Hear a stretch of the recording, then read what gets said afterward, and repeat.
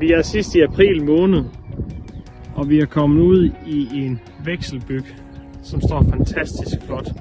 Og var det en fornøjelse at komme ud i en vekselbyg sådan et år som i år, hvor man på de her kanter først er i gang med at så nu, så er det jo lidt svært at være ked af, at man har risikospredt sin såning, sit afgrødevalg, og står med sådan en vekselbyg med et, må man sige, noget større potentiale end vores byg sået 1. maj.